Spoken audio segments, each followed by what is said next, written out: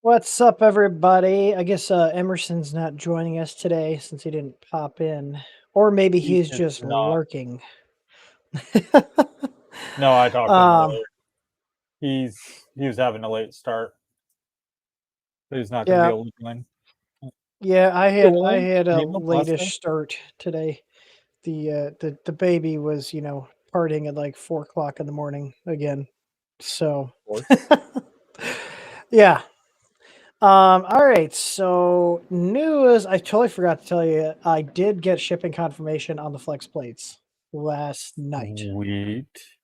Last night. So, and I'm going to tell everybody what's in that order because I just got the final invoice here. So I've got, we already have 235s. I was just reordering. Got the correct K1 Max plates coming. I got the 290 by 290s, the 355 by 355s, 470 by 470s, 510 by 510s, and then more bamboo plates. Those are kind of a restock. Those are the plates. And then the ones that we were out of, so like the 355s and the 510s, I actually had those. It was like almost twice the price, but I did ship those via air instead of sea, so we can get them in quicker, along with the 510 magnets. So in terms of magnets, we're also getting, we have the 235s, but we are getting the 290 by 290s. Those are out of stock. The 300 by 255s for the Soval printers, the SVO1 series. And then the 377 by 370s, 410 by 410s, 510 by 510s, and 470 by 470s. So that's everything we have coming in, plates and magnets. The 355 by 355 will fit the SVO8 and the Vorons, so we will have them. Tor designed it. I can't wait for those. Yeah, be nice to have a good plate on there. How is your SVO8 going? I sent you the video of it just rattling away. Yeah, it sounded like a bunch of robots just banging it out. I'm waiting for Soval to get back to me on the pressure sensor and the heated bed issue that I talked about before. So you have two issues other than just the bad build quality in general. Yeah. It's mostly the enclosure that has a bad build quality. The printer itself is done pretty well. It does have its issues. Yeah, the pressure sensor, that's the Z offset one, right? Yeah, for auto Z offset. Okay. Yeah. So I'm glad that I canceled the pre-order after hearing all the issues you've had. That's all I'm saying. I know Jerry just got his, and he had issues with the Wi-Fi, and he's not the just like not working. Yeah, it can take a couple tries to get it up and running because they have it read off the the USB stick, and you have to Okay. edit a file, but it doesn't And it's just not always. taking it.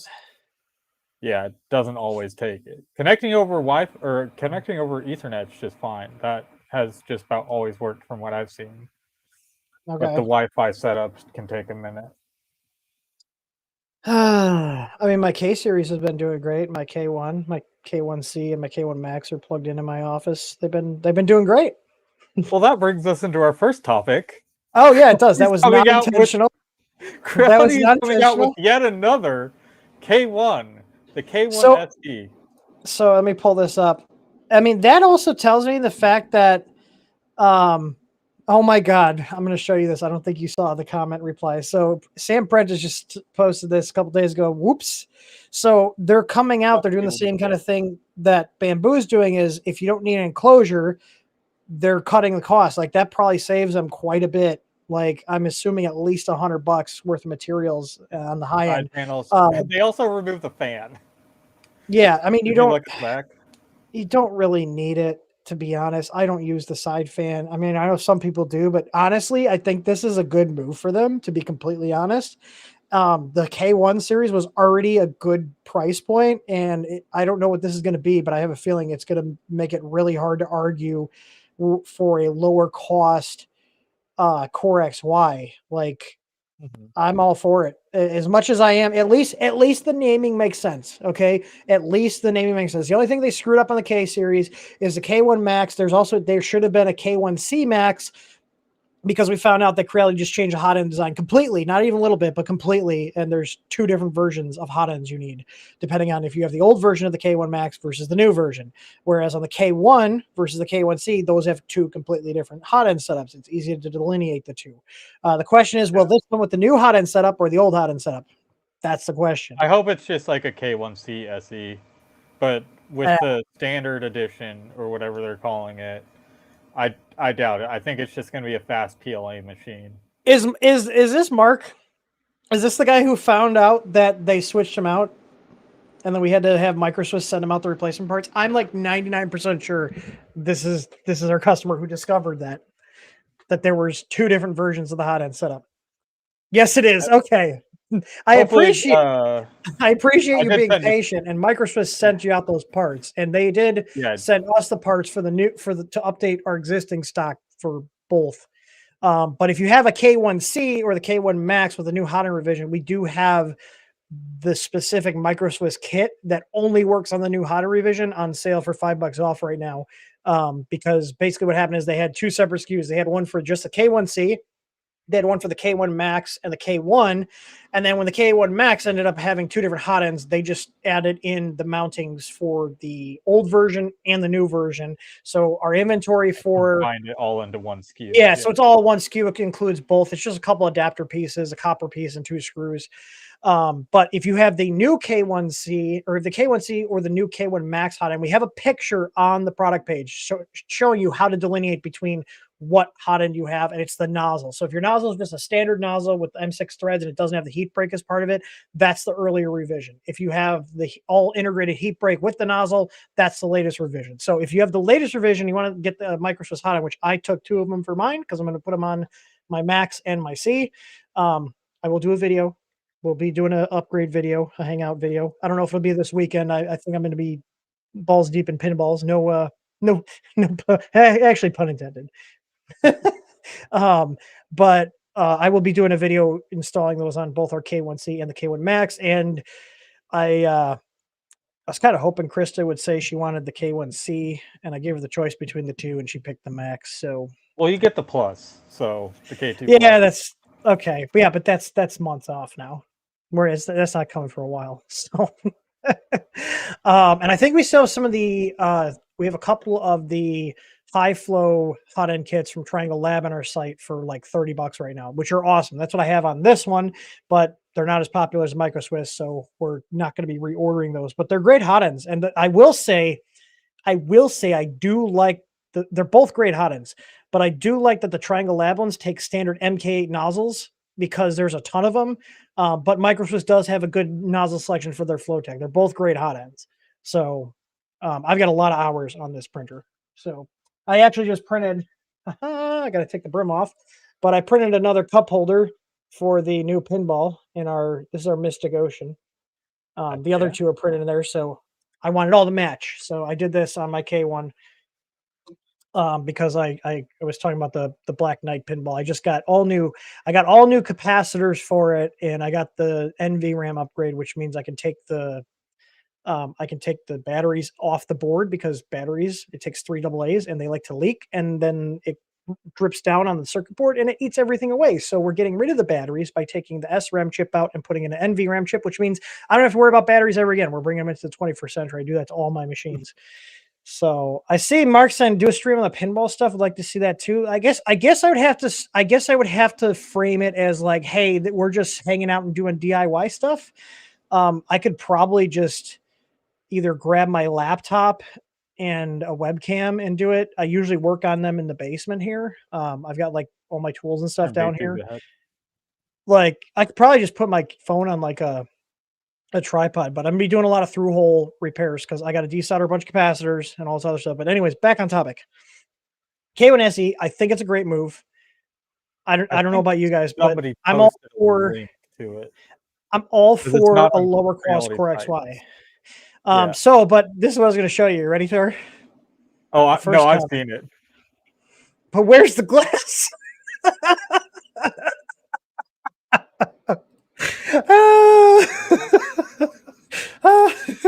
Hey, Uncle Jesse, check this out.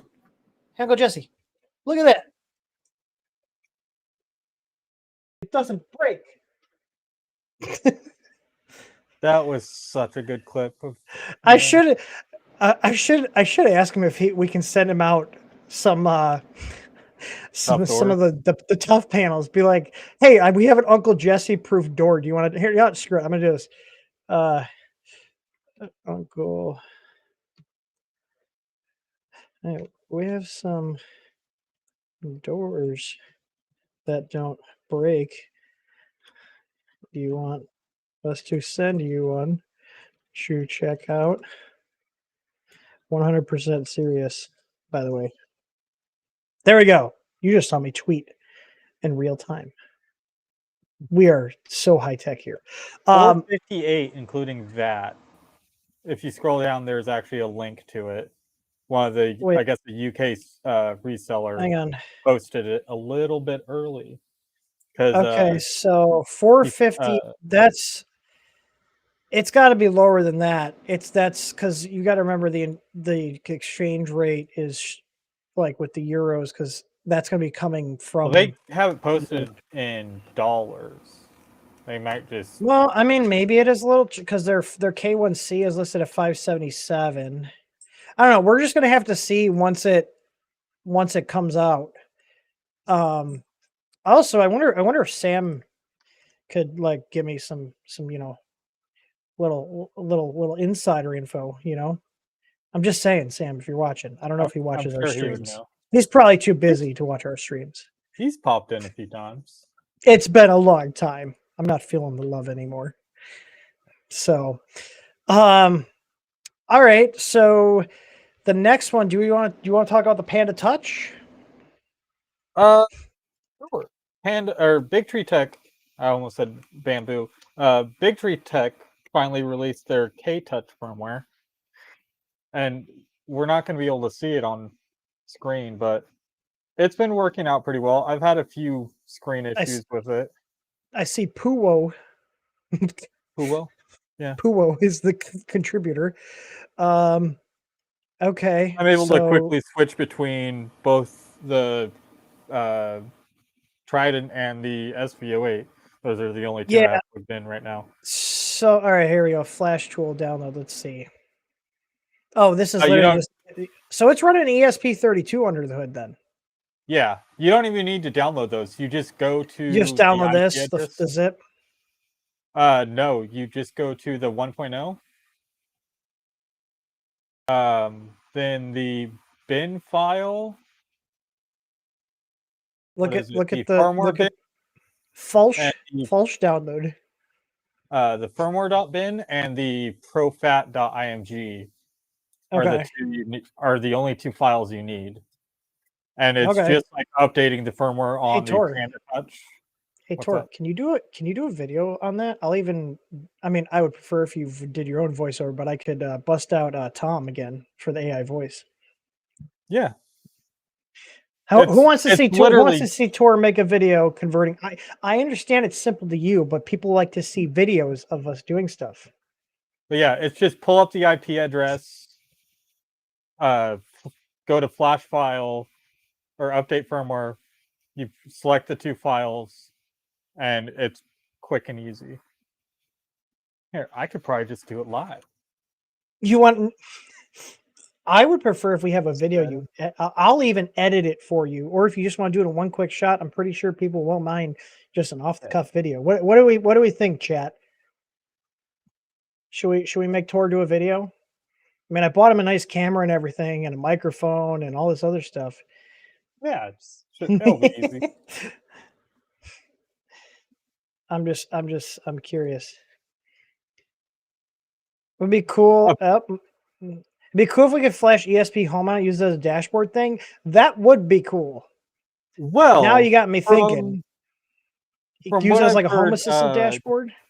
Maker Mind Nexus watched the stream. I still need to watch Big Tree Tech's stream on it, but he was saying they should be opening up the firmware on it, and if it's just an ESP, I people will love be able how to get that set up pretty quick. now I still don't like the SKR E3 miniseries because they're not built I've well. seen too many issues. Yeah, There's too many issues. However, the later stuff that Big Tree Tech has been coming out with, aside from the USB on those early versions, but yours has been fine since you got a new one, right? You haven't been had any issues with it. Okay, both of them have been fine. After a bit, it started working fine. I mean, since Luke got involved, I feel like Big Tree Tech has gotten their shit together.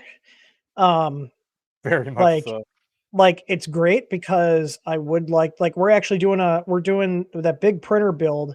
We're actually doing the Pad 7 for the Clipper controller, and then we're running easy board for the main board, and then we have the LDO Orbiter 02 toolhead board on that. So we're going to all be running it off of for the Clipper host. We're going to be using a Pad 7 with the CB1 in there.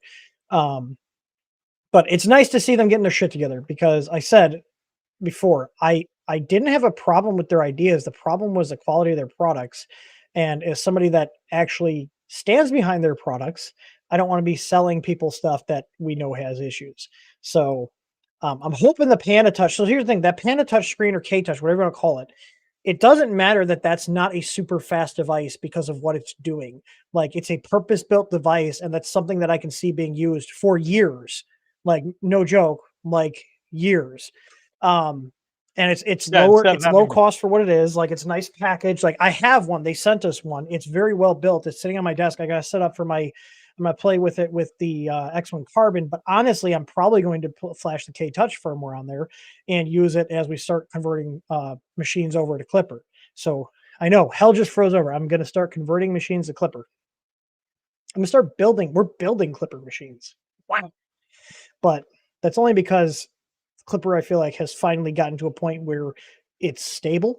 So, a couple years ago, it was kind of not something I would run in production, but it's definitely come a long way in the last couple of years. So, and there's more resources that don't involve using their Discord, which I haven't been in there a couple of years. Some people said it's gotten better, but I still have people that come to us. They're like, "Yeah, I couldn't get help in the Clipper Discord. That's why I'm reaching out to you guys." So hit and miss, but I'm hoping we can become a good resource. Relying on the community to do support. Like people have full-time jobs. People are doing other projects, doing their own thing. They don't always have time to just sit there and help you get your thing working. Yeah. I mean, I just spent 6 hours between yesterday and today helping a guy get this printer he got. It's a massive printer. It's like 1,000 by 1,000 by 500 with two tool heads. The one that retails for 24 grand. Yeah, he got it for cheap. He got it for super cheap. It's an older machine. However, it was worth putting time into because it's still a decent machine. It's like all ball screws and these like crazy, like just the motors are $1,000 a piece. They're servos. It has 4 servo motors on it. Or 3. 2 on, or no, 4. There's 2 on the Z, 1 on the X, and 1 on the Y. It's 4 servo motors. So like just those motors, if he pulled those off, he could probably get about $2,000 for them. So it was definitely a good purchase. So, but the thing is, like, I like doing that kind of stuff. So if you guys need help with your firmware, whether it's a big industrial machine or your home machine, we can do it. I'd never touched this machine before and whipped up custom firmware, walked him through dialing everything in, adjusting all the offsets for like his homing position. And he has 2 tool heads on it too. So we had 2 tight and arrow setups on there with volcanoes of 0.8 nozzles. It's a beast. So I see Max CJ saying the CB1 is a bit underpowered. It's about the speed of a Pi 3 is what I was saying, which is fine for Clipper. So we're gonna run with the CB1. I think we'll be fine. Clipper, once it's all set up, is gonna be fairly lightweight. So, but we can swap it out for a CB2 or the CM4. But the Pad 7 itself is a nice machine. That, I mean, for 130 That's full bucks with the package. CB1, and yeah, for 130 bucks for the CB1, the heatsink and the screen, I think that's a good deal. But yeah. So yeah, Tor, put that on your pop-up motion and make yourself a reminder to do a quick video. It shouldn't take you too long. No, not at all. Yeah, It I would just literally takes record it in one less than shot. 5 minutes. It literally takes less than 5 minutes to flash. So the next thing, did you guys? How many you guys watched and saw the video I posted yesterday about the filaments? I thought about doing something witty as like just saying filaments and like capitalizing fill, but I wanted to be pretty clear about what we were testing. So Nathan Builds Robots released a couple of videos. He did like a quick one, and then he did a more lengthy follow-up one um, yesterday. So yeah, he did one called The Dark Side of Carbon Fiber Filament. And I did talk to somebody who actually works in the filament industry, and we'll go over that. Me personally, I'm not concerned about it at all, regardless of what brand it is. Especially after talking to somebody who actually works in the industry, who actually handles the raw materials and has talked to the people who make the raw materials and how they handle it, like the people that Also actually choose make on the raw materials if it's who I think like the it is. raw, huh? I said, and choose on the materials if it is who I think it is. No, Oh. I don't think so. Hang on, just message me in private chat. Oh, I think I know what you're saying. Yeah, no, yeah, you're correct. So this is Nathan's video. If you guys want to check this out, he does go into detail here and like, just kind of rubs them on his skin and like he shows the parts. I don't know why he used super glue to clear coat. There's so many better options. Like go get some clear coat from the hardware store and just spray it on really quick It's probably or something you brush it just on. had in the shop. Yeah. And he has like these up close and there's like dramatic music playing. And like I didn't see anything under like our scope. And I actually think I might even have another lens to get closer. Like he got pretty close, but I got close enough where you would be able to see the fibers in my skin. And going through our video, let me see here. Hopefully, there we go. So going through our video here, I get pretty close up. Like I think the Nilex, the coax is like you can kind of see a tiny little bit of fibers. This is their glass fiber, but even then, like it broke pretty cleanly. And like the bottom line is, you guys don't want to watch my video. Like there was some like little tiny like flecks that came off, but none of the um none of the filaments like left anything on my hand other than like some kind of like flecks, but no little fibers. So, and you can see like this is actually our spaghetti one. Nathan did comment on this. I'm not shitting on Nathan, so don't take this as me being negative. I'm just giving my uh my thoughts on this. And I did put a notice on our page saying, hey, there is the possibility handling carbon fiber filaments could end up with little, splinters in your hand. If you're worried about it, wear gloves, clear coat the part. I'm not. I personally, I think this is overblown, especially after talking to somebody who makes filament. Well, they don't make filament right now, but they've ran an entire company that made filament, and he knows what he's talking about. And I talked to him, and his basic conclusion was that like Nathan doesn't know what he's talking about. That and he was telling me that he's literally talked because like when he was doing the carbon fiber, he was like concerned, and he said he wears like a mask while he's handling the raw materials. But he said that the company that he actually gets the carbon fiber from, like the actual raw bulk fibers, nobody there in that facility has to wear respirators or anything. Um, PPE, yeah. so like I don't think it's as big of a deal. And the thing is too, like your skin has multiple layers of dead skin that gets shedded off. It's not like it's going to be forever embedded in your fingers. Um, this is just my opinion. This is just information I have. You know, I if there's anybody that wants to come on and talk about it that makes filament, I would love to have you guys on to talk about it. But the fact that like even the company that makes the raw materials doesn't advise you to wear PPE when handling the raw carbon fiber tells me that handling it in the filament form is also more of a nothing more than a nothing burger. Um, yeah, so I did the video for more clicks. Yeah, so like I know the last couple things he's had a couple controversial videos, and the thing is, those kind of videos get views on YouTube, they get clicks, and then there's people that also don't fully understand it, which is why I did the video. I was like, well, I've got a bunch of carbon fiber, I got our own stuff. I knew I had a roll of atomic filament, I know I had a roll of coax filament, two different US manufacturers and ours. I was like, let's see if anything comes off of my hands. There was zero needles or splinters coming off in our hands. But the problem with videos like this that are not very well informed and are kind of trying to like, it's like chicken little, the sky is falling kind of thing, is that people that don't know any better are going to regurgitate this and it's going to start spreading, rumors and stuff. And the thing is too, like it could actually, if a bigger company like started getting people like, oh, well, this is, I'm getting these splinters in my fingers and all this stuff, like they could probably, I don't know if they can go after them for like damaging the reputation or something, like if Creality or Bamboo, the filaments they covered, I don't know. I mean, I'm pretty But sure he's already on Bamboo's shit list. So oh he's no, he not is on he's Bamboo's not shit list. he's not getting a printer from them anytime soon. So yeah, I don't think he cares about Bamboo. No, But but I mean, I've literally I been don't. playing with like this, and this is glass fiber ASA, pretty much all stream, and I Yeah, have no issues with it. I yeah, actually have Polymaker's Fiberon coming, a few of their filaments, so I can test that out along with our ASA ABS yeah. and this I don't glass think fiber stuff. we don't carry any Polymakers carbon fiber.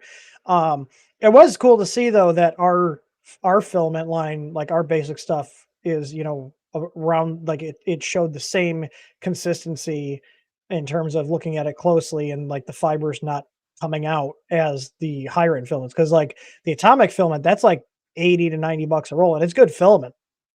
So, but like ours is like $30 a roll and it held the fibers in like it should. Like if you looked at the close up under the microscope, you didn't see any fibers sticking out of ours. It had a relatively smooth surface finish. Um, like we know our stuff printed well because we print with it. I know you print a shit ton with it. I've printed a bunch with our CF. Um, good to know that it stacks up against the higher end stuff. Most of that Trident is carbon fiber ABS. Yeah. So, I mean, and I think like me personally, like I see people like there's a lot of people that, are like, oh my God, the nanoparticles of the printers when you're printing. And like, yes, there is off gassing with the printers, especially if you're printer with PTFE in the melt zone. There's going to be some level of off gassing. And for most people, it doesn't affect anything. But if you are somebody that has like a sensitive respiratory system, it could cause irritation. But, like I literally sit next to over a dozen printers printing ABS all the time, 5 days a week, never have any issues. Yeah, So who same. knows? Maybe I'll get turbo cancer in 20 years. I don't know. Go ahead and clip this. We'll see. Um, but I don't know. There's a lot of unknowns, and the thing is too. I wish he would have reached out to like a filming company to ask them about this to get more detail. But like I said, I talked to somebody who actually developed filament and made it and made carbon fiber, and he just was laughing at it. He's like, this guy has no idea what he's talking about. So, I told and him to I actually reach out to a medical professional to see what they say about it as well. I commented yeah. that on one of his Twitter posts. I mean, the other thing too is like, even in your homes, you've got fiberglass insulation everywhere. That's not encapsulated, Probably you know. asbestos too if you have an older house. Well, asbestos we know is bad, but like fiberglass can cause irritation, but like Yeah. I don't know. So, eh, yeah. What does chat think? Because I see someone saying I'm more worried about breathing as opposed to touching it. And you can get honestly, if you just get a good quality HEPA filter for the air, the room you're in, it'll cut down on any fumes and stuff. So Mm. I have HEPA filters anyways, just for like allergies. Um, I have one in the office here. I have one in my office in the garage, and then we have some in the print farm, which is also our office area. So it's not going to hurt to filter anything. It is expensive though, because good quality HEPA filters, just the filters alone are expensive, plus the units themselves. So Yeah, and if you're really worried about it as well, you can get filters for inside your enclosure, like the yeah, which Nevermore. There's the Bento box, things like yeah, that. yeah. I think more it's just kind of it's just kind of more the like the off gassing fumes. Like ABS doesn't smell great. I don't even notice it anymore. Like when I first started printing, I was like, oh, it smells like ABS, and now I'm just like, oh, I don't even notice it anymore. Maybe I'm just accustomed to it, But we do keep our enclosures closed. It's not like we're circulating the air out of the machines. Like we want to keep the heat in, so we just have the enclosures closed up, and they have very little gaps in them. You know, Both so and my Voron Trident and the SV08 have like exhaust filters, and I don't even use those. That yeah, exhaust I don't filter use it has on our good. that exhaust filter has a carbon, uh, like a carbon pre-filter that will actually filter stuff out, and I still don't even use it. Yeah, Like I well, I just mean, so leave it in. carbon. Oh, good. I was gonna say like the SV08 just has an exhaust fan with a silly little like PC filter for dust, and Yeah, it's dust is a really big aspect of what it'll do, and that's pretty much all it'll do is a little bit of dust yeah, because I can just see through it. yeah. I don't know. I mean, the main thing with carbon is carbon captures odor really well. I don't know how well carbon actually catches particles, though, and technically odors are made up of particles. But typically, carbon is used in addition to some sort of HEPA filter, so that the HEPA filter can catch the particles, and then the carbon is the carbon or activated charcoal is really what it is. Um, Yeah, that's why is I've good at when catching the smells. for the customer build we're doing, he wants a filter. So my plan is to build a two-stage filter where it's going to be both a like common household HEPA filter that you can get pretty cheaply, like for the Yeah, RoboVacs and things like that, as well as a layer of carbon. So you get all the filtration through the air as well as getting the stink out. yeah, and And that's so just like a everything. recirc. That's just a recirc in the chamber too, so you're not Yeah. losing the So heat. Because that's what I never got. You got these printers with the exhaust fans, and like most of the slicers turn them on by default for ABS. You don't want to be losing that heat. You don't want to be dumping into the room. You want to keep the heat inside the printer. yeah, Like because I that's don't more power you're going to be using to keep everything hot as well. right, and like a lot of these printers, like the Bamboo X1 Carbon and the K1C and the K1 and the K1 Max, they have those exhaust SV08. filters. Yeah, like you want to, they don't have chamber heaters, so the only heat source you have is your bed and your hot end. You want to keep that heat inside. I don't know why they didn't make like a recirc filter. You know what I mean? Mhm. Like a recirc filter would have made more sense. When I was starting to design the enclosure for the SV08, I was doing a recirculation filter because I want that heat kept in the machine. Correct. Yeah, I never got this trend towards putting um putting the uh putting Exhaust. the exhaust fans on there because you're just losing the filtration or losing the heat. Yes, you're filtering the If air coming out of the anything, machine, but like, why would you want to lose the air coming out of the machine? Yeah, if anything, I would only have the exhaust to turn on after the print is finished. I want everything to cool down. Yeah, it's weird. Let me see. I use Stratasys and other big companies as a reference to see if filtration is needed. That's a good idea. I know some of them have fans that recirc. I haven't messed. I've only messed with one Stratasys, so I don't have too much experience with them. I haven't looked at them either because who Yeah. wants to pay out the ass for I an don't need to FDM make my printer? room any hotter than it already is. Did that I say want 81? 81.9. And now it just hit 82. What's it over there? Who needs an enclosure when you're in California and your whole bedroom's an enclosure? Okay, the one on my shelf is 78. This one's only hot because my PC is pushing the air into the monitors and kind of like heating this whole area right here. Yeah, monitors But get it's like, pretty warm. Like yeah, when I first got this computer has the Samsung ultra wide on it, and when you first turn it on, they the get hot. case creaks because of the thermal expansion. I was like, why is my monitor making noise? And apparently, I found some Reddit threads, and people are like, yeah, it's just it heating up from the LEDs and stuff turning on and getting warm. I was like, okay, that's interesting. Yeah, in like the So high center of the room, it's like 78, 75. So that's not as bad. But right here, like in the I'm sitting area, is 80s most of the time. Just because it's 4 monitors, the PC is blowing the exhaust at the monitors. So that's just getting blown back at my face.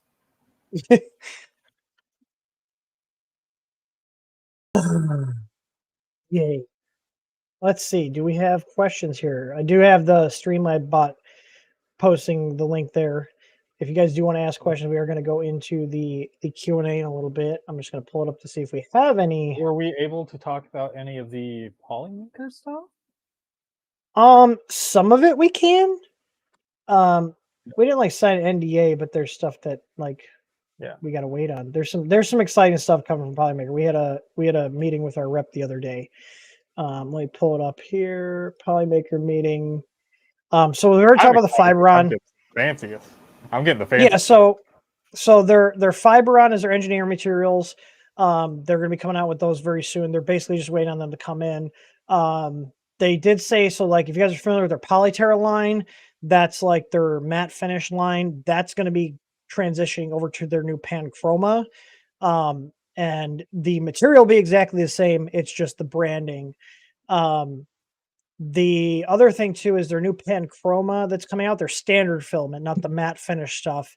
Um, he didn't say what material it is, but it's supposed to be more cost effective and it'll print at higher speeds and it's a PLA like material. So I'll be really curious to see how they market that because I know there's going to be people asking like what material is it if it's not PLA. Um Well, they so said they would have the TSD and MSD sheets and everything like that yeah, I'm curious to available. know what it is. And then what the attributes are like what main thing is um the main thing would be like the temp resistance, like what's its glass transition temperature. The other thing too is they are coming out with an app, which I think this is a cool idea. We don't have the resources to do this, but they have an app where, from what I understand, you'll be able to import a model into the app and see what the model would look like printed with their filament. So you can get an idea of what it would look like printed. I don't know how they're going to do that because a lot of the like the Starlight series where it's got like that color shift, those are hard to photograph. Like those are one of those filaments that legitimately looks way better in person than it does on any photos. Like you can get an Yeah. idea from the photos, but the cameras can't capture everything that your eyes see and your monitors can't your monitors and screens just can't display it the same way that it looks in person. Like it And the just color doesn't do it calibration justice. on it's not going to be exactly, but it's going to give you a really good idea because a lot of like the screens are different on different phones, so your Yeah. color calibration is A going to be color off tent. some of Yep. them. Yeah, and then the thing that they're pushing really hard on the Panchroma line is a lot more consistency between batches with the colors. So they're upping their QC on the colors in terms of how anal they're being about checking it to make sure from batch to batch the colors are consistent, which is a good thing. So um but yeah, that's all the info we have that we can share. Um Yeah, it should be that's about it. exciting.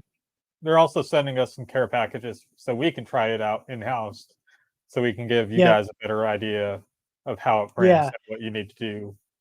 Yeah. So if you guys start seeing, I think they said towards the end of the year, if you see the Polyterra go away, it's just moving to the Panchroma line under the matte finish. It'll be the same PLA, the same formulation. It's just going to be different packaging.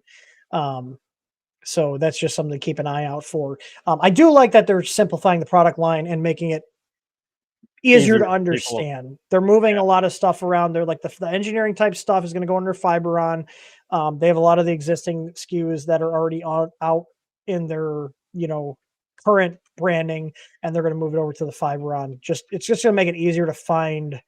Um, it's going to make it easier to find what you're looking for and simplify the branding. Because I was wondering, like, why do they have Polyterra and they have Polylite and like all this other stuff? So I'll be curious to see if they fold Poly Light into Panchroma or not. I think Or some if, of them they are. Like, it yeah, depends on what, like their Galaxy ABSs and PLAs are sounds like they're moving those over. yeah. What other ones? So But essentially, they're just condensing it, so it's like if you need fancy colors and things like that, poly or paint chroma. If you need engineering, you you go fiber fiber. on, and then the Poly Light. I'm assuming they're gonna keep that around for basic. I mean, it's kind of like what we do. We have Spaghetti for our fancy stuff, and we have Easy Choice for our basic stuff. Like that's. I felt that made the most sense because it's like, okay, I'm just looking for basic color. Well, just go with Easy Choice. I'm looking for fancy stuff. Go with Spaghetti.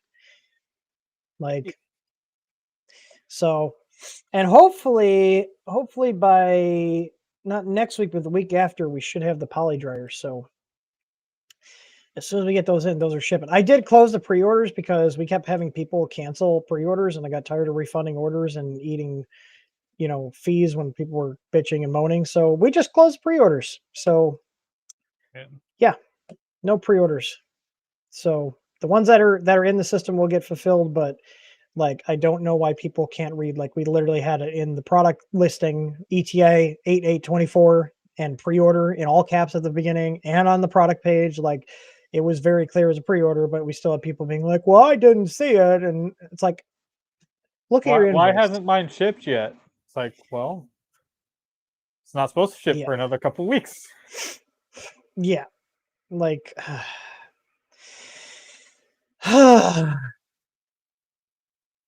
Yeah.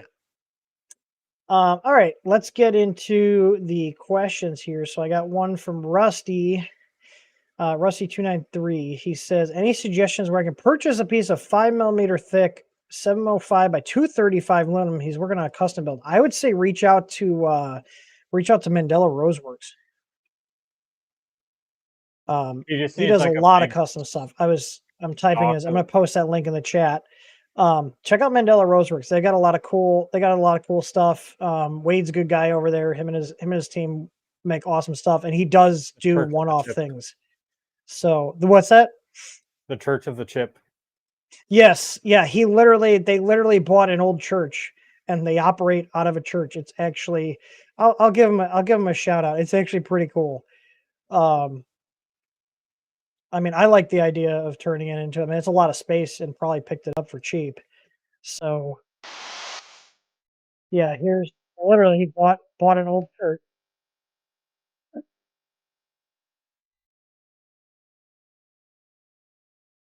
It's a pretty cool video. Hmm. Yeah, so if you guys bought any tough panels from us, this is the guy who makes them for us.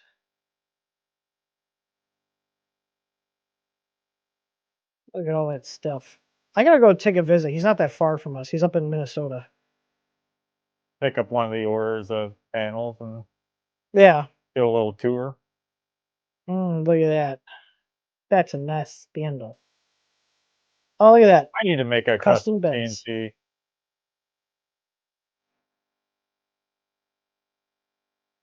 Yeah, he also made the multi-mounts for us when we were making them in the US as well. Look at that bed. So pretty. I love seeing machining marks on parts. I actually need to get some of his upgrades for the Trident. Yeah. He's got all sorts of fun stuff.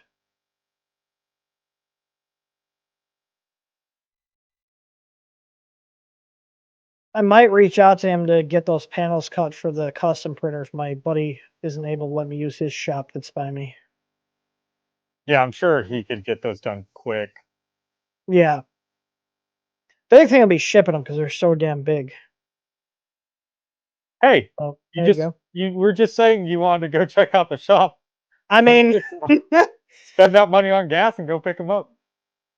I mean, he's like probably 4, 5, maybe 5 hours. I have no idea. I have to look up and see. I think he's at least 5 hours. So, but yeah. So check him out. He's a good dude. I've known him for a couple of years through. I met him at Murph like years ago. So, but he makes awesome stuff. What else was I I going got to to cover? I meet got him like, at Rocky Mountain. yeah. He always wears Uh, he always wears a weird hats. So, my or dad always used to dress wears like a that. weird hat. Max says we possibly get the files for the metal multi-rod for CR10 V3 if we have them still. I don't know if we have those still. That adapter plate. I don't even know I if don't we think we had the ever. files. We never had the original files, but I think we have a printed version. I would have to look through Fusion. Yeah, because Uh, that was a metal plate. We bought those directly from the guy that originally made the metal multi-mount when we were taking that over. uh, So yeah, I believe that might be the person we're going to be going through for the panels for your machine. yeah, possibly. Oh yeah, so Jeff's the one we're building the beast, which is funny because we were calling it that, and then he's like, "I'm gonna dub it the beast." I was like, "Yep, we've been calling it that already." So I have a friend that lives like 10 minutes from here. He's got a 5,500 square foot shop with CNC router tables and lasers and stuff. So if I can just drive down there, bring them raw materials, and use his machines to do that, I'll run them off on there. If not, I'll have Wade cut those up for us. So, but yeah, I know Jordan. I didn't take any pictures, but I see Jordan's got most of the motion system installed on the beast build right now. I opened up the camera. I was like, that's not where that goes. Yeah, well, because he didn't realize we widened the frame to put the enclosure on, and because the Mercury One system is to go on top of the Ender 5 and the 5 Plus, which is 2020 on the top, and we did 2040 on the left and right, so we have a little bit wider platform to put a hat on it and enclose it easier. So, but Yeah, yeah, so you don't no, have it's to do coming what I along. I did, where think it's big castle top on it. I gotta check and see. I think it looks like the thrust bearings and the bearings for the Z got delivered today. And it looks I'll like have to Monday we message should have the Jordan for some measurements on that. yeah. So the linear rods just got delivered. The 4 12 millimeter rods, and then the linear rod shaft supports, those got delivered. Um, or sorry, those didn't get delivered. Those are arriving Monday. So yeah, and then we're doing thrust bearings on the Z motors just because of how heavy that bed weighs. So that's a thing. All right. Kurt is our next question. Cheese chat. I think we showed him off on last stream. I don't have any photos of the motion. Oh, I didn't show photos of it on here, did I? I don't think we did here. I sent them Where directly to Jeff. But it's Mm. freaking huge. Tor was like, I think Tor was wanting to steal the printer, but it's okay, Jeff. I Well, won't let no, Tor I'm going to steal the be printer. doing this to my own S4. So I'll have Oh, like the you're just mini gonna scale piece. it down? Yeah, essentially. Hang on, I'm just grabbing a couple of pictures. Oh, you got. Oh, I have you this did you? picture. This is what Jordan sent me earlier. Okay. Yeah, he's got all four of the stack. He's got the two stacks in the rear and then the passive stacks in the front. Those are on there. I know he's getting ready to get the belting on there and I'm gonna get the Z rods all cut once those come in because we couldn't find the exact length. So, but I got a really nice uh, blade for the miter saw here that will let us cut through those steel rods cleanly. And then I also got to cut the linear rails down a little bit. So I'm just moving I'm moving the photos here so I can open up the photos in chat here. Let's see, screen share, window. There we go. Here's my image viewer. Here we go. So this is an old so the new one, but this is where we're at when we were building it. So Jordan could see. So you can see why we made it wider. So we can easily just put a little top hat on there for easy enclosure because on the Ender 5 and the 5 Plus, they only got 2020s here. So we did 2040s up top here, widened it out with 2060s. So yeah. Yeah, it's a sharp blade. Yeah, it was like $70 just for that saw blade. So, I think I bought it as Evolution brand, I think it was. So, but did my research. I also asked my dad and he said they're pretty good. So, we'll find out. This thing, I got to make a total of 7 cuts with it. So, if it gets through 7 cuts, we're good. this But thing is going to be over yeah, so here's the actual 750 millimeters tall or so. yeah, so Jordan, it's gonna be 9. I think it was 9 something tall with the hat on it. Well, no, that's without the feet and skirt. Oh, okay, so it's gonna be even. It's gonna be even taller. So Yeah. Jordan's 6'2". This is a standard height workbench. It's giant. So this is the frame here. We got all the corners braced there. It is super solid. I was like not sure about the quarter brackets, but we did the slide in, not the rotate in T nuts, but the slide in T nuts with the the little ball detents. It Roland. is freaking solid. Yeah, the roll in ones. But yeah, but that's we're further along that. I didn't grab any pictures. I was in the house most of today because I was doing a support call. Um, but yeah, I'm excited. It's gonna be fun to watch that thing freaking move. It's gonna be. I'm having fun with it. Yeah, no, it'll be awesome. I gotta start taking like better photos, like the custom builds. I feel like we need to have like a kind of a portfolio thing on our website to like I'll have to get showcase some the of my stuff we custom did. builds too. Yeah, no, it'd be cool because like we do awesome work, And the big thing is like, well, people like, oh, the biggest thing I get is like, we'll have people that are be like, oh, I want you to do this, and we give them a price, and like, well, can you do it for like half that? It's like, no, like, do you realize how much work this is? Like, no. Give me 1 second. I forgot to Yeah. put this receipt in here. Custom design frame. It's going to be a custom internal filter system. Yeah. Yeah, we're waiting on what did Hector get back to us on the Merc No, he's parts? I still think we're waiting just waiting on on the the. rails. Yeah, Yeah, he's waiting so on the rails to show up. And then we're waiting on rails for the Mercury 1 kits. That's why we don't have them stocked yet. So let's see. The next one, sorry, going back to this before I got sidetracked on the beast. Next question is from Kurt. He said, do you use Cura Slicer? We don't. We use Prusa Slicer and Orca mainly. I think Tor's almost. Are you all on Orca yet? I'm I'm in completely between. Orca now. Yeah, I'd be on Orca if there's an easy way to move my profiles over from Prusa to Orca. There's really no way to import Prusa profiles into Orca, which is disappointing. They use a completely different format. They use JSON files instead of INIs, and it's a completely different format. So I'm still in between. I use Orca for my K1 and the X1, but I have profiles for all of our other printers in Prusa Slicer, and probably by next year I'll have everything switch over. It takes me about a year to move over from the slicer. So It took him like 5. It took me like 4 or 5 years to convince him to move away from not fusion. S3D. S3D. The guy with the big printer has S3D V5. So I was in there, I was like, man, they changed a lot, and it's still missing features that Orca and Prusa Slicer have. Like they don't have adaptive cubic in there, and it's just like it still feels really dated. I mean, it works. Don't get me wrong, Simplified 3D still works, but I'm not paying. They're new. They're new licensing structure sucks. It's used to be $150 and you get 2 activations. Now it's $200, you get 1 activation. Like, get the fuck out of here. You're not. If they were better than the free options, then I would say it'd be worth it if they were better. But the bottom line is they're not. They're Yeah, not better. And they've changed and it so much. they haven't been But better for a long time too. yeah. So Max CJ said he thought there's an open source converter to convert their profiles. If you got it, post the name of it in chat. That'd be great. What's the challenge for going to Orca from Prusa? Just moving all the profiles. Like, I have different printer profiles that we spent a lot of time dialing in for filament and the printers themselves and the print settings.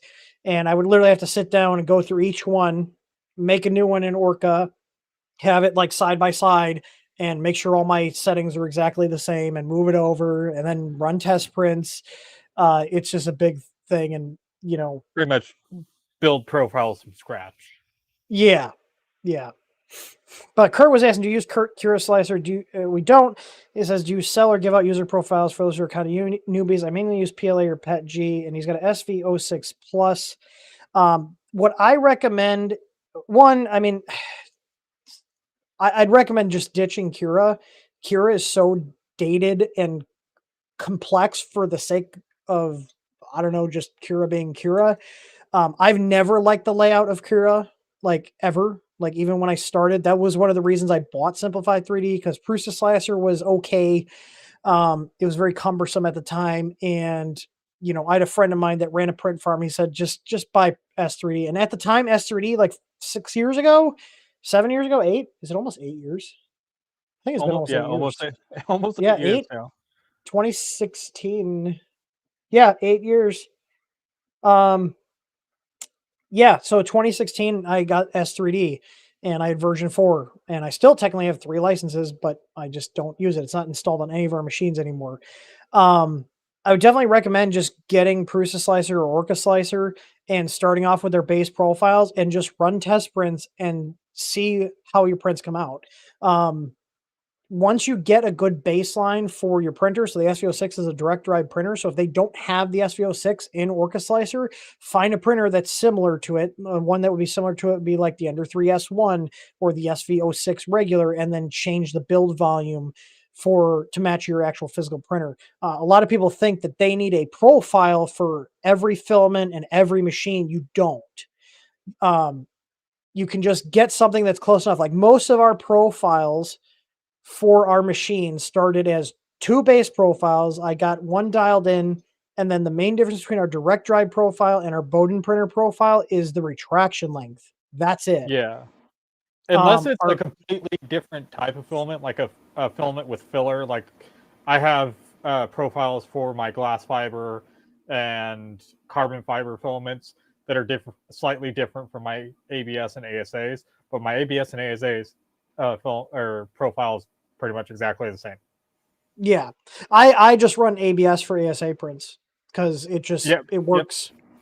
I mean, I even found for my Simplify purchase order from when was that? 2018, in October 2018.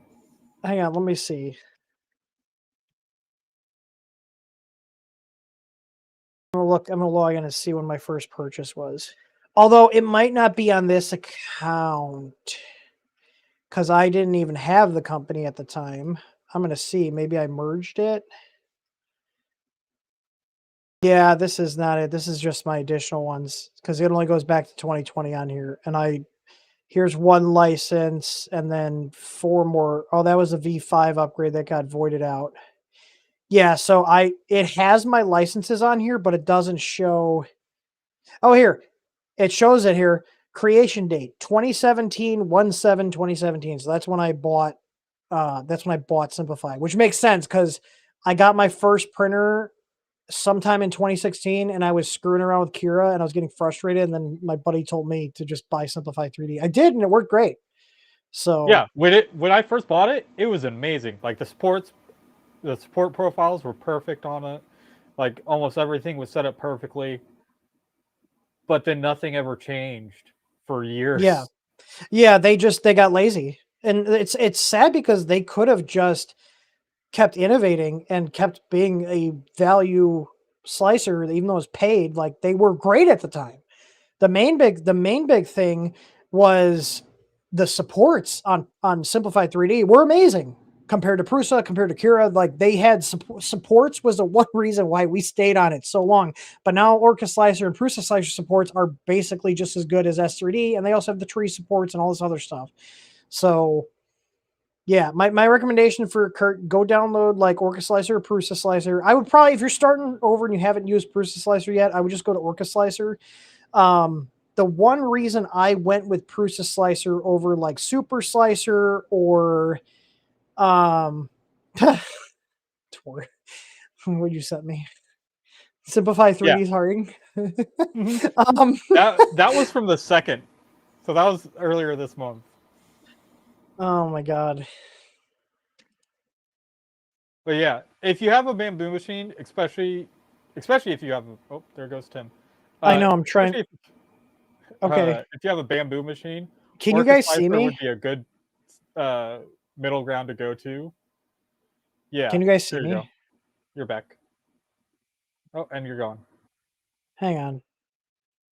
Let me replug my USB here. If you have bamboo printers, Orca Slicer is going to be a good one to use because that will pretty much go with all your printers, and they have profiles for most of the popular printers out right now.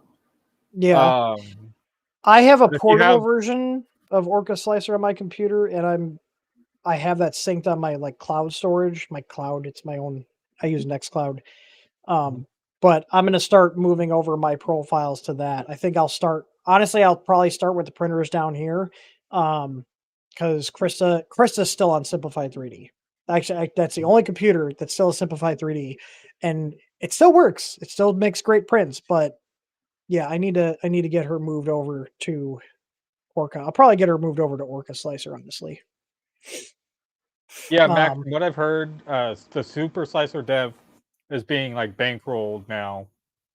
So he actually has investors for him to actually put time into it again. Before he disappeared. He had to like stop for his family and his job were taking up too much time. Yeah, I know that feeling. So this is okay. So this is the one thing. This is one of the reasons why I haven't fully switched over. So you can see here, I got my X1 and I got my K1, and I have this linked. It's not going to come up because the Wi-Fi plugs off. See, I have my user presets. I just got my basic PLA profile here. This will not show up for the bamboo. Like if I switch to the bamboo, that profile's gone for that filament. Yeah, it's linked per printer. Right. I know Prusa Slicer had a thing like that. Oh, you're not seeing. I'm hitting the settings. You guys can't actually see the third, window.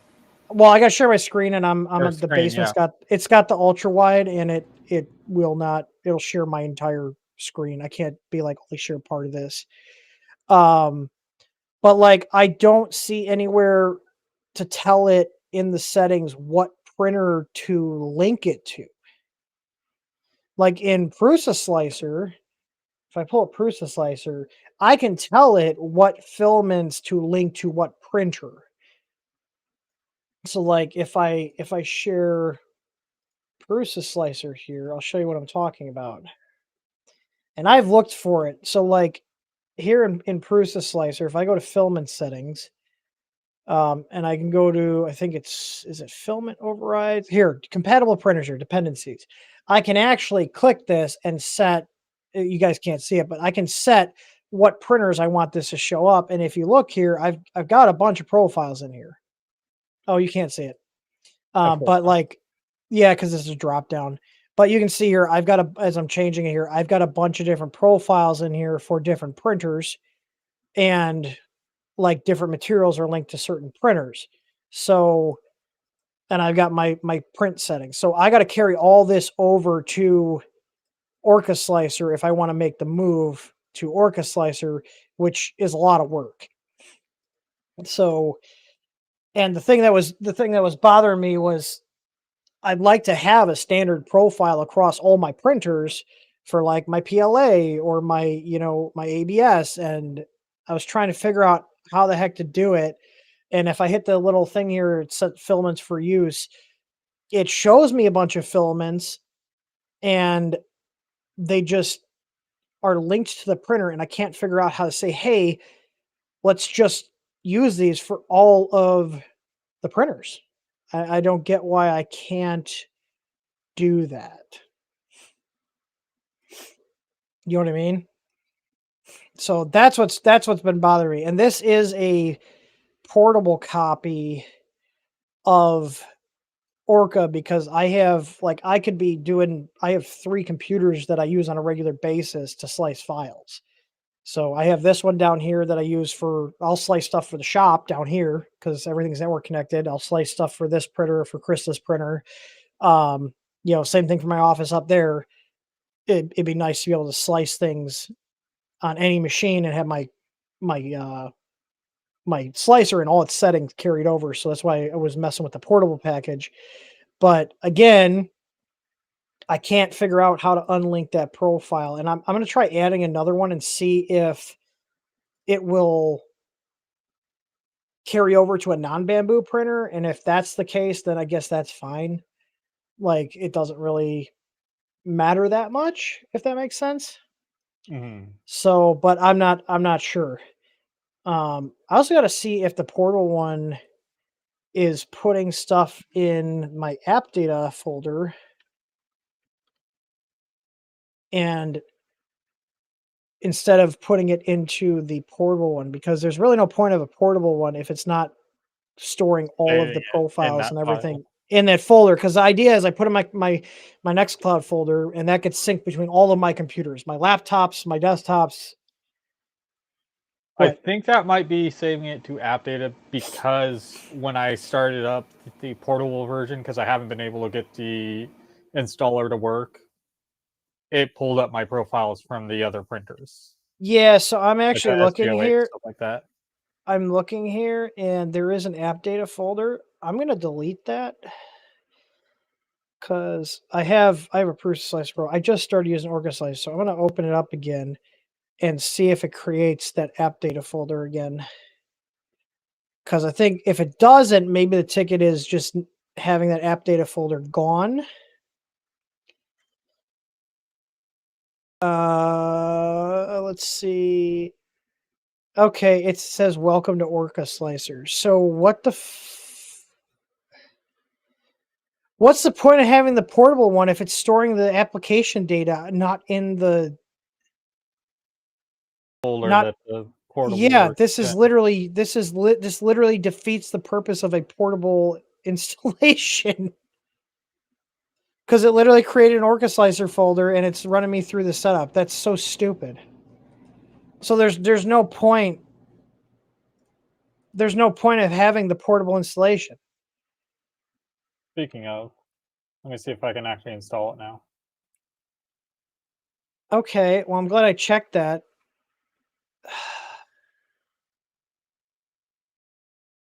I added a Windows link above installer. in chat. I did not Max see the CJ, Max CJ, you're on our Discord, aren't you? If you guys want to share links, because YouTube doesn't allow like links and stuff, and well, I shouldn't say YouTube doesn't allow. We have like restrictions so we don't get spammed with a bunch of links, but I can post links. So that link right there, that discord.gg link I just posted, that goes right to the live streams channel. I have that up. That's in our Discord server. So if there's anything you want to share, pictures, links, whatever, I have that up. So yeah, hang on. the installer still won't work for me. Really? Mm-hmm. I'm wondering. I got it. Checking all Maybe I should firmware. read. Let me read the Orca Slicer release notes. I don't get the point of Portable portable version. installation if it's not actually storing the data, the application data inside the portable folder. So this is what Max CJ shared here. This is super okay. So all right. All right, this is what I like. I will have to mess with this. Note about printer profiles. It doesn't support multiple extruders. Okay, I don't have any that are multiple extruders. Okay, none of this affects me. See a note about the printer profiles. What Super Slicer calls a printer, Orca Slicer calls a machine. Super Slicer, Proof Slicer store some data in the printer, mostly related to network access to the printer, and a separate physical printer INI. Yeah, I'm familiar with that. That's fine.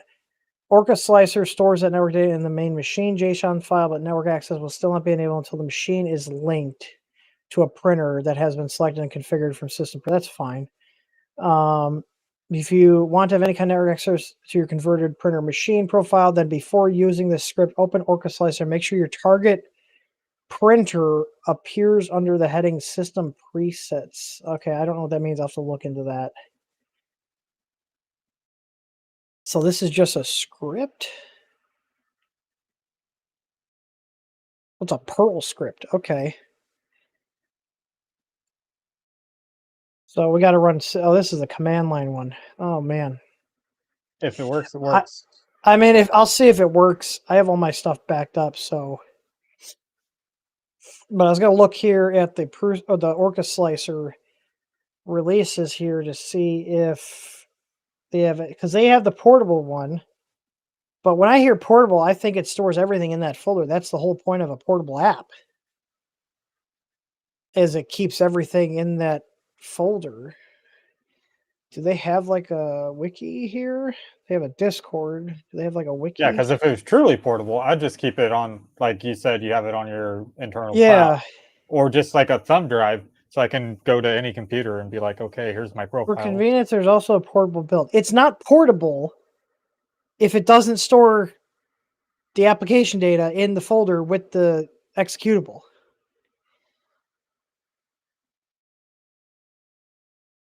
There's no info on having it run as completely portable, like no command line switches or anything. So is the portable one there just in case you can't install it? It's not technically portable then. Portable implies that it's all self-contained in the product, in the application folder. That's what portable means to me. Am I wrong tweet here? out soft fiber or fever. Like, yeah. All right, let's go to the next question here. I'm just going to refresh here and see. We've got 2 more questions in the queue. If you guys want to put another question, we got time for a couple more questions. Affixie says, I think my extruder tension is either too tight or too loose. Not sure how to remedy. I have an issue with under extruding at first, and then nothing comes out of the hot end after a few minutes of printing, resulting in a jam. He's got an Ender 3 V2 Neo. He's just changed out some fans for ours. Oh, on the motherboard, yeah. So the Ender 3. Well, first, what filament are you think you're printing? Yeah, so I'm assuming he's got a stock hot end. You shouldn't be getting jams on that unless you are retracting way too far. I don't know what retraction settings. If anything, you want to be on the too tight setting for your extruder tension. But he says, I have an issue under extruding first, and then nothing comes out of the hot end after like a few minutes of printing, resulting in a jam. I think it sounds like A clog. assuming it sounds like there's something going on the hot end is what I would be looking at. The other thing to check too is see how hot your extruder motor is. If it's deforming the filament, if it's screwing into the filament, that usually indicates a hot end problem. If it's deforming the filament, check to see how hot your motor temp is, because I've seen a lot of those printers set with the VREF on the extruder way too high, meaning the motor runs too hot, and literally the gear that drives the filament is directly attached to the motor shaft. So if the motor is running too hot, it can get hot enough to start deforming PLA and flattening it out too much. And then it'll make it so it doesn't feed correctly through the tube because the filament's getting pressed out into like an oval shape instead of the round shape.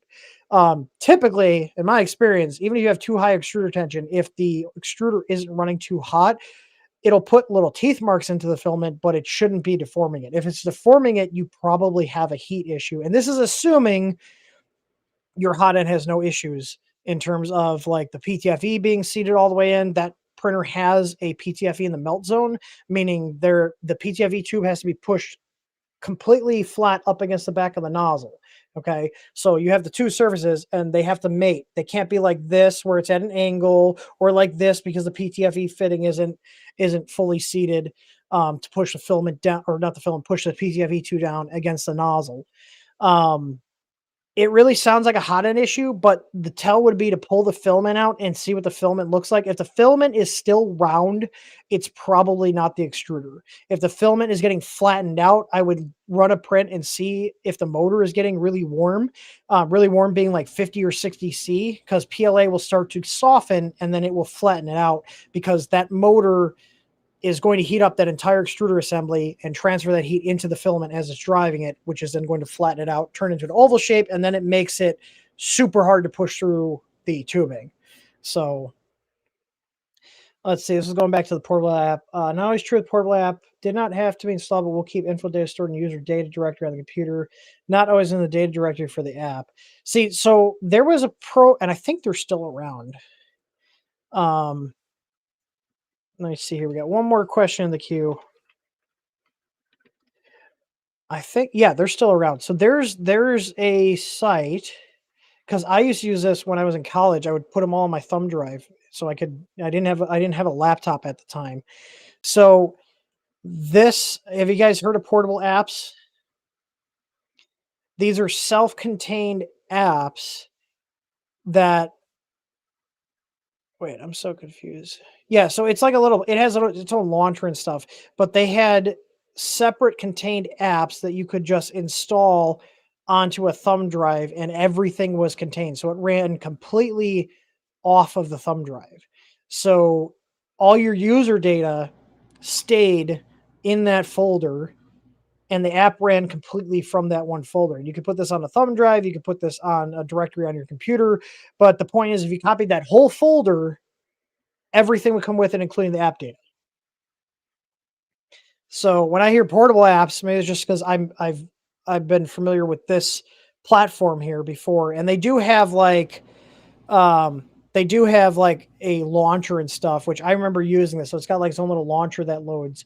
But you can also just download a single app and put it onto a directory, like Notepad++ portable. You can just download this and it'll be self-contained in that directory. The user data stays in that directory, everything. So you could just put this on a cloud storage. You can put this on a thumb drive, a network share, wherever, and all of the user data would stay with the application, which was really nice. So yeah, that's what I'm used to in terms of an app being portable. So like, I guess it technically is portable because you can move the app from computer to computer. However, if you're having to reset up the application every single time, all your profiles, all your printers, it seems kind of pointless to me. You know what I mean? Yeah, I'd much rather have it all in the one folder instead of going to app data, because now I can't move that. You got to copy the app. You just So got to have a script that like copies the app data after you're done using the program, and then before it starts, it copies the app data from the data folder to your user directory folder, then launches the app. Like, you know what I mean? Max CJ, have a safe flight, man. Hopefully have a TSA good one, dude. doesn't give you the full cavity search. Okay. The last question we have, is this the last question? I think this might be. Yep, last question. I'll refresh after I'm done asking this or answering this. This is from Lastman420, aka Scott Kane. He says, other than that it can print colors, should I wait for the K2 or just bite the bullet and get the K1 Max? If you need a printer right now and you don't care about multicolor, I would just get the K1 Max. However, if you can wait, I would still get the K1 Max if you don't care about multicolor, because the K1 Max is probably, I can see them putting on sale. I have no like info on this, but I could see them putting the K1 series, at least the Max, on sale once the K2 comes out. I don't know if Creality is going to simultaneously run the K1 and the K2 at the same time. I mean, they given their still have the track Ender 3, record. so probably. That's what I'm saying. They'll probably, if it's still selling, they're going to keep making it. I did also see on the Creality, one of Creality's official streams with Zora and like the two Chinese ladies. Somebody asked about the CFS, which is Creality's multi-material system, if it would be able to be used on Ender 3 V3, which is their Core XZ printer, and they said that they are working on supporting the CFS on that printer. So it sounds like they might be doing work to get it supported on other machines. And the K2 Plus is going to be running Clipper, which means Clipper is going to be driving that unit. It's going to have its own control board and stuff. I don't see why it wouldn't be able to be adapted to other printers, which is, I know Tor's excited about it only because he's probably going to get one of the CFSs to try to put on one of his Clipper printers. All right, I'll put it on like the, once I fix the Solval, I'll get that going with multicolor. Yeah, the J1 Max, but don't get the Bondtech kit. Yeah, apparently the Bondtech kits for the K1 series are utter garbage, according to Emerson here. This is Emerson. He couldn't join us today, but he's in chat. Yeah. Okay, so we got one more question here from Josh. He said, I got an Ender 5 Plus. I'm getting a layer shift bad. I'm printing Petchy. All the belts are tight. What could be causing this? He's got the Microsoft Direct Drive. He's got the EasyBoard V2 and the Easy ABL. So you have an EasyBoard V2, so this will be really easy to change. I would, assuming there's no mechanical issues, meaning your wires are not losing connection. Double check to reseat all your plugs and stuff, because over time the connections do oxidize. So reset your plugs, and if you got like contact cleaner, like my go-to for contact cleaner, and I use a lot of this, especially on the pinballs, but I also use them on our Raspberry Pi ports because I noticed the Ethernet ports get oxidized over time, like over a couple of years, and then they start dropping off the network. Clean the contacts going from going to the motor and the one going to the control board, and just kind of tug on them, make sure none of them came loose or have a poor connection. If everything is fine physically, I mean, the cable has no issues, the physical printer has no issues, I would bump up the current going to the Y motor by 100 milliamps. So if you go to the LCD, actually, I have a video for that. Hang on. Also, check your slicer that it's not overriding your acceleration settings, setting them way too high for the printer. Yep. Yeah, that's a thing. The slicers can override, and if you have our board will actually listen to whatever commands are sent to it. A lot of the stock printers, they have it so it just kind of ignores any commands.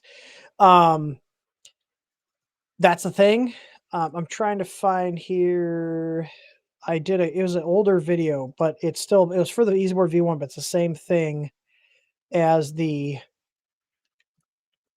Yeah, V2. Scott, if I do get the Creality filament management system or whatever the hell they're calling it, I'll do a video installing it on one of the other printers. I don't think I called it VR. Maybe it was TMC drivers. Hang on. EasyBoard VREF TMC. Here we go. You can change your, since you have the EasyBoard V2, you can change the stepping mode. Yeah, away from stealth chop to spread cycle. It'll be a little louder, but it'll give you more torque. So on the EasyBoard here, and this will work for anything that has trinamic drivers in UART mode. So the EasyBoard V1, the EasyBoard V2, the Solval SV06 and 06 Plus have it. If you have a printer that has it in UART mode, you can just go into the menu. You can go to configuration. You can go to advanced settings. And then if you go to TMC drivers and then you go to driver current. Come on, Tim. Stop yapping. There we go. So you can just adjust these. So if you're losing steps on the Y, I would bump that number up by 100. So you can just go through and select them. I think I show selecting one. Yeah, so you can just select one, and then you can rotate the knob and bump it up. The other thing, too, is it could be something as simple as whatever part you're printing is having something that is curling up, and the nozzle is physically hitting it. So That's the other thing to be aware of. You could have, even if you bump the VREF off, if the nozzle is physically colliding with the print because either you have too much cooling or not enough cooling, that's really not going to help. It might end up just still losing steps or knocking the print off the bed. Um, just double check all your stuff depending on how old the machine is. You can also check your V wheels to make sure that they're not hanging up or that the tension's not too tight, because those can also overload the motor in terms of how hard it's got to work. What I tell people on the V wheels, they're great, but you got to know how to adjust them. And the proper way to adjust them is the wheel should be tight enough against the extrusion that it makes contact when you move that axis back and forth. And this applies to any, your X, your Y, your Z, on any printer with V wheels. But if you grab the wheel and just like pinch it and go to turn it, it should break loose from the extrusion. So if you go to grab it and you turn it and you can't break it loose, it's way too tight. You want to have just enough tension on there so it makes contact with the extrusion, but you can still break it away when you grab it with your hand and go to turn it. Because I've had a lot of printers come through here from people that have just tons and tons of print quality issues, and we go through it. We adjust all the wheels. We'll replace ones with bad bearings. But a lot of the time, if it hasn't been run for that long or hasn't sat in the same spot where the wheel got a flat spot in it, just readjusting the wheels makes the print quality go from crap to just perfect. So that's something to be aware of. And that's one of the things we do a lot. We do monthly maintenance and checks on our printers to adjust the V wheels because they do wear down over time. You'll need to adjust them so they have a little more tension. And eventually, once the wheels wear out, you just got to go ahead and put new wheels on them, and they're very cheap. We do carry replacement V wheels for like most printers that use V wheels. Most printers that use V wheels have a 5 millimeter bolt, so a 5 millimeter internal diameter on the bearing, and then the V wheels are a pretty standard size. So we do carry those in the shop. But make sure to go over the printer and make sure there's nothing physical that's causing the issue. And again, watch your print. Um, the other thing to note is that if you have a print where something's curling up and it's like a sharp overhang, and your cooling's doing a decent job, but it's still curling up a little, I've actually found that putting supports under that part of the print will keep it from curling up. So if you're Yeah. playing with your fan speed settings and it's you're trying less cooling, you're trying more cooling, because sometimes you can overcool a part and it will curl up if it's a steep overhang. Having support under that will give that plastic just something enough to contact just a tiny bit to keep it from going like this. So it'll keep it held down, if that makes sense. So that's something that took me a while to figure out, because like, man, I keep failing this print over and over again. I just threw supports under there and I was like, oh, it finished. It didn't curl up. Sometimes the part just needs a little bit under steep overhangs of support to keep it from curling up. Because a lot of times people think supports are for when the part is drooping down, which is typically what they're for. However, it can also be used to keep a steep overhang from curling up after it's printed, because there's nothing there to keep it held down, and then the supports would break away. You know what I mean? So,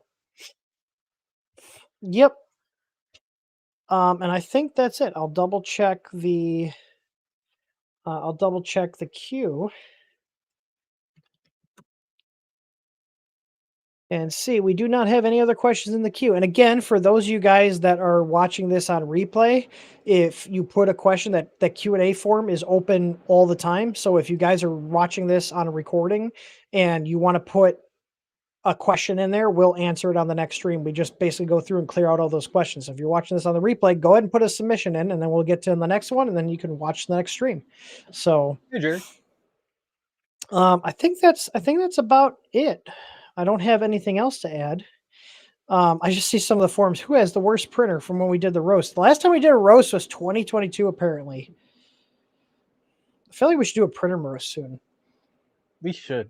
What do you guys think? Are we overdue for a printer roast? We used to do Here, I'll those like, even enter at least mine. once. Yeah, you'll enter yours. Mhm. What are you going to enter? The S4? I'll enter the Trident and a custom build Mercury one. Yeah. I'm curious. Dude, we've seen some janky stuff.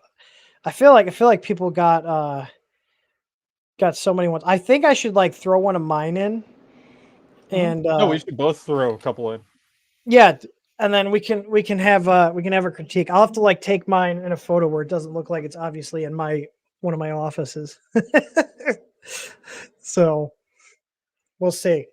I don't really have any. I'm trying to think what my jankiest printer I have. Like, they're actually all pretty well put together right now. Um, like the Chiron is probably my most modified one, but I wouldn't call it janky. Like, I've had some janky printers, but The S4 needs some TLC. yeah, it needs a Core XY conversion. It does. Soon. Yeah, how's mom and dad doing? We're hanging in there. We've had some rough nights because baby decides it's party time at 4 o'clock in the morning. That's probably been the worst part, or the constant like just for crying, and it's like we're trying to soothe her, and she just doesn't want to have any of it. I hate babies crying. And for those of you saying, because I had people tell me, "Oh, when you have a kid, it'll be different when it's your own." It is absolutely not fucking any different. I still hate the sound of babies crying just as much as it's my own child. They all sound basically the same. So I have invested in earplugs. They have been a big help. Like I have two different kinds. I have ones that are just like block everything out, and I have ones that just like reduce the noise by a little bit so I can still hear what's going on, but it's not ear piercing. Because did you know that a baby's scream can reach up to 120 decibels or more? Did you know that? That's a little fun fact. No, thank you. I should test that theory when she's like really screaming. I should get my sound meter and put it like 3 feet away from her and see how loud it is, and then go up like 6 inches from her. Um, because that's when she's like sitting here screaming, you're trying to Got burp her. got to build those lungs. Ugh, she has plenty good lungs, even though she was a couple weeks early. She has plenty strong lungs. So, but I'm just sensitive to like sounds in general, so that doesn't help. I don't know if it's like the ADHD or what, but like just certain sounds, just it's like nails on a chalkboard. Like, but anyways, to wrap this stream up, what kind of food are we getting for dinner tonight? I think I need to order something. Are you gonna order Mexican again and then message me on Monday telling me you're dying in the bathroom? That wasn't because of Mexican. That was because of pizza that was sitting in the delivery driver's Oh, it was. car. Oh, sorry, it was Now, pizza. It was pizza last time. Well, it was. It was. You had something. You went to like the little. The like tent, like the little pop up place. That was probably. I don't know. no, Maybe. the tent has always been good to me. It's some of the taco trucks that have not been as great. Yeah, that's what it was. I knew it was some sort of Mexican food. Tor likes to live dangerously. I just Normally realized they're you're. good. Yeah. Normally. That HEPA filter from here just looks like a creepy skull in the back of your printer there. Like, look at it. Oh It looks like yeah, a creepy I skull noticed with that a giant earlier. 5 head. Yeah. If you wanna have fun with your friends though, if you guys have like Snapchat, just reply, especially if it's at night, just reply, be like, what was that behind you? Like, wait, what? Oh god. I'm trying to think if there's anything else. Um what the hell? There was this. We got a reply from our email, and it's Ziff and GDB editing before look at the one ticket that came in as a reply from. Why not? Yeah, It's like butt dial a reply. I have no idea. I have no freaking idea. It makes no sense whatsoever. Ziff be editing before. That's a new one. Let's, let's assume they butt emailed us. Is that a thing? Yeah. Oh, and there's a guy emailing us about his shrinkage problems. Man, I don't know if that's 3D printing related. So, all right, I think that's it. You got anything else to add here?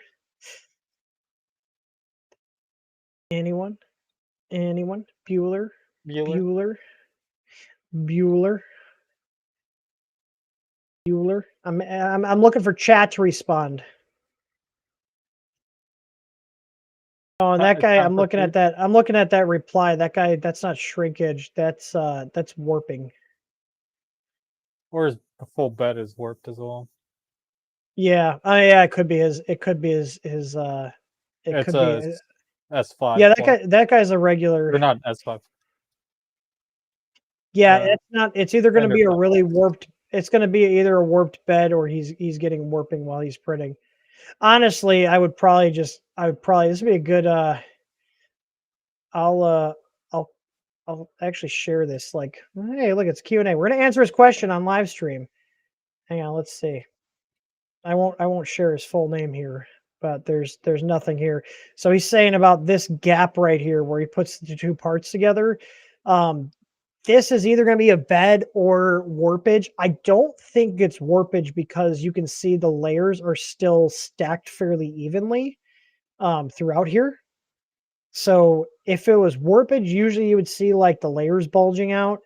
He is using But foaming. I'm pretty sure that's foaming PLA, by the way. yeah, it looks like that, or some sort of carbon fiber. I think that is a foaming PLA. Hang on, let me hide this. No, because I've talked to this guy quite a bit, so I'm pretty sure it's foaming PLA. Yeah, he doesn't say what he's using. But he's printing RC plane parts, and he says Yeah, he normally I sticks think with. I remember. I think this is the guy I had a call with. No, I had the call with him. Okay, I might have talked to him too. I can't remember, but I don't think it's shrinkage. I think that's either the bed's warped or it is pulling up. Usually, though, when you see it pulling up, especially at the ends, usually you'll see like the layers get kind of smushed, but they look pretty uniform. It could still be pulling up, and it's just like hiding it because if it's happening over a very long period of time, it masks it better. But in like I've been using brims a lot more Yep. with my prints too, because brims, like if you got a part where it's got a low contact area at the end, or you're printing with a material that just likes to warp, like I did a nylon print the other day, and nylon likes to warp even with the bed at 100 plus, it still likes to warp. You know, heated bed in an enclosure, nylon, it likes to warp. Yeah, so there you go. There's a good example of here. Let me make you big here. There's an example of what a Brims. brim is. So it's just an extension. Usually it's one layer. You can do two. I found two doesn't make a difference, but one layer extension and just that little bit of extra tension on the edges of the parts helps keep it from pulling up. It keeps it stuck down. Makes a huge difference. So because um, even just like uh, even like with glue, it'll still want to come up. So Yeah, Chris I've seen Krista's the very proud of her prints. zucchini. She is. I've seen prints There, where here's your zucchini. the glue holds the plate down or the print down so well, it actually pulls the plate off the magnet. Huh? Hang on, I'm gonna post this as the reply here. Hang on. Where's that guy that does the TikToks where he's like the EMT and he's just shaking his head no? Right here. There we go. Do you guys get it? How many people have seen that guy? If you haven't, you should.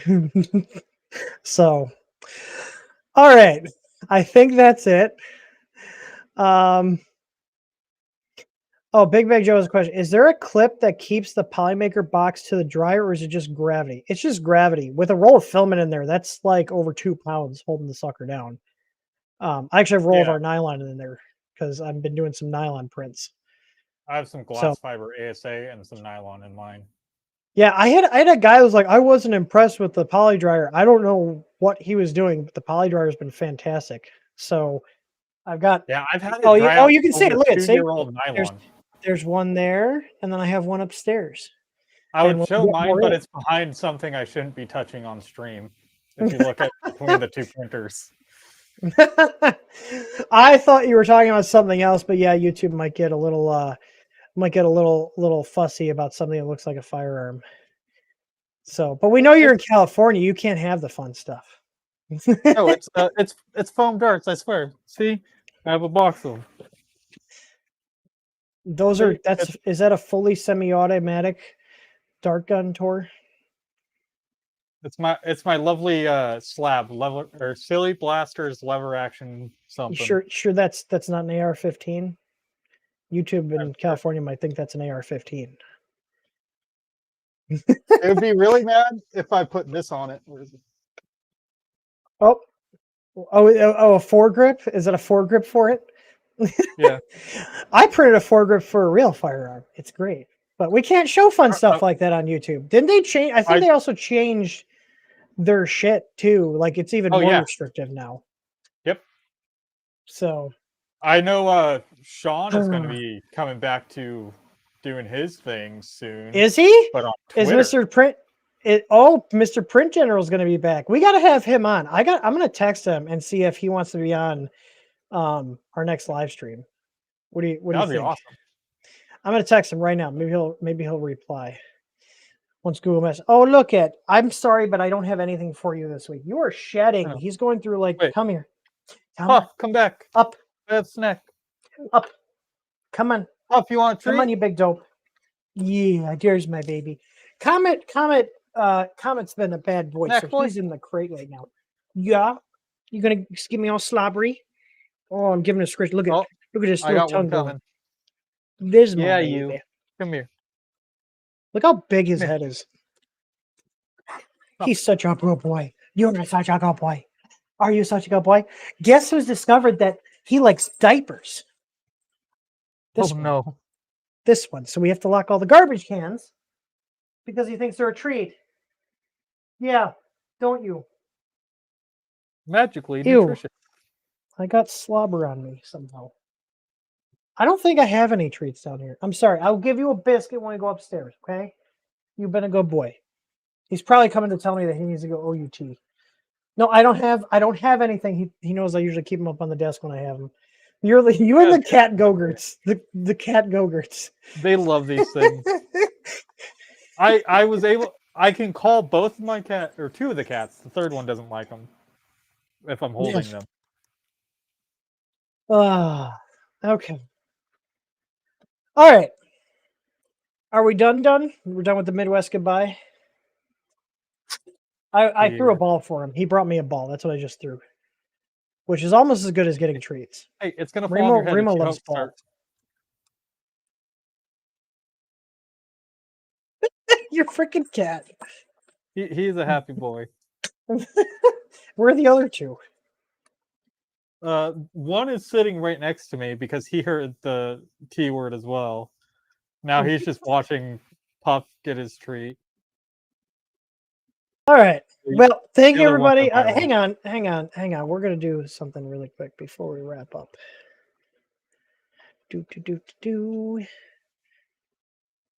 Oh, that was the wrong thing. Hang on. I'm hearing myself twice now. Oh, no.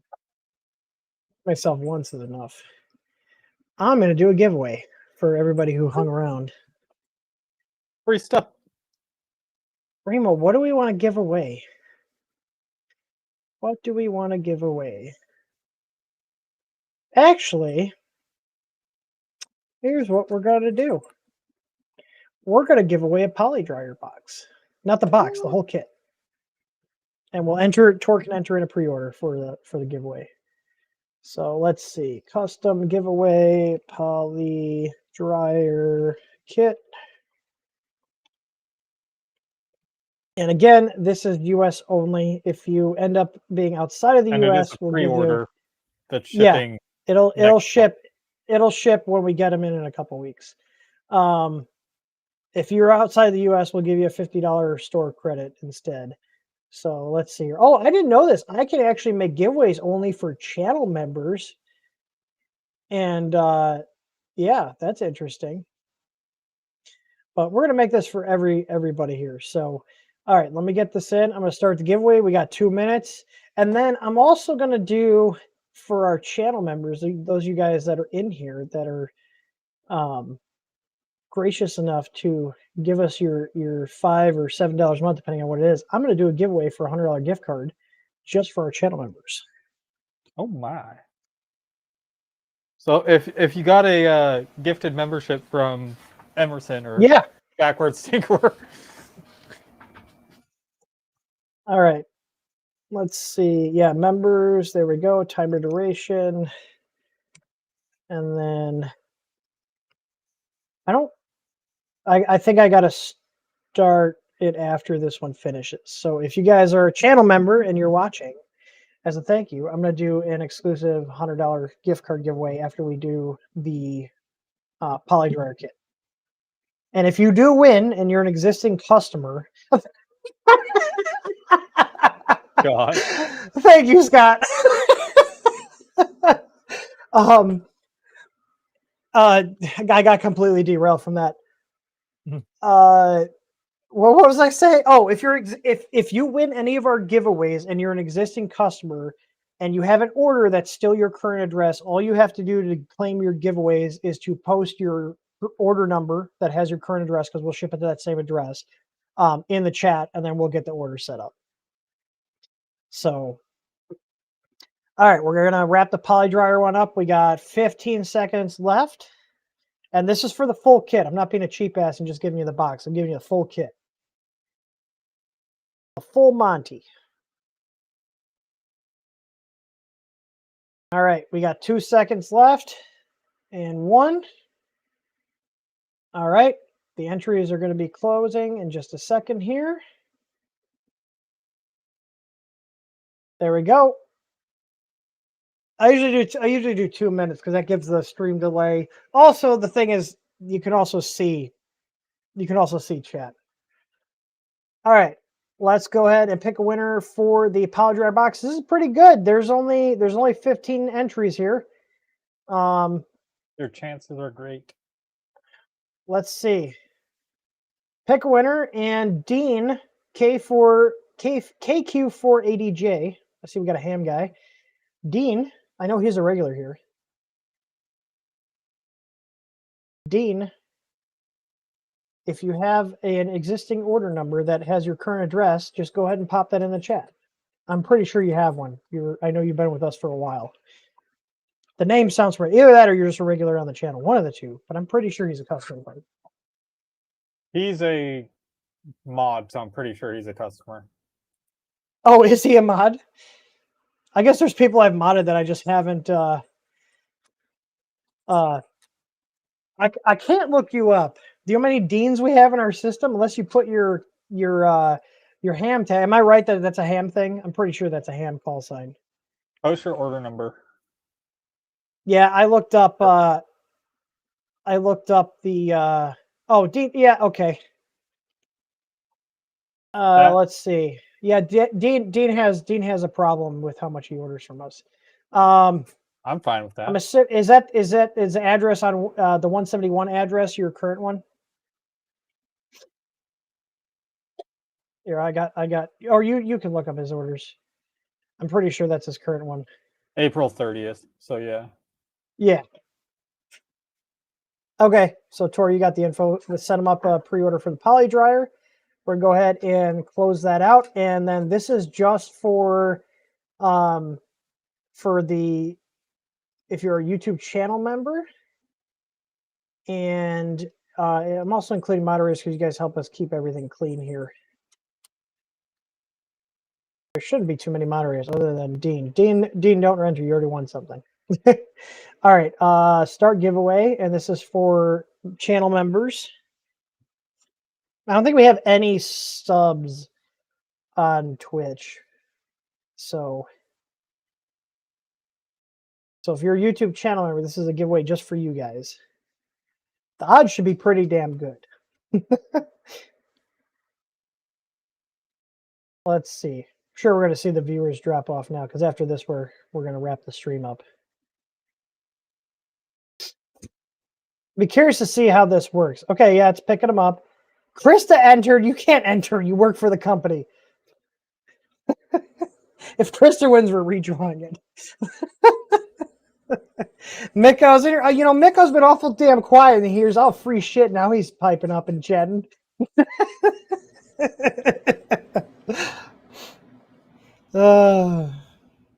You didn't say so. You can't. You work for the company. Damn it! You're sleeping with the owner. It's a little conflict of interest. Okay. Oh my god. All right, we got 30 seconds left. Yeah, as long as you're a channel member, you have tons of filament. You can literally walk out to the shop and grab a roll of filament. I'm pretty sure Remo needs to go OUT if you want to let him up. He's going by the door. By the way. All right, let's see. All right, we got, well, including Krista, which we're not counting her. We got only 4 entries of actual people. It's Mikow, Scott SKL, and Wild KS. All right, I'm gonna extend it a little bit here. Hang on, just for our channel members here. Let me see. I'm gonna resume the entries here. Give you guys a little more time. Oh, Comet's been outside and running around. There he goes. All right, any other channel members that want to enter the giveaway?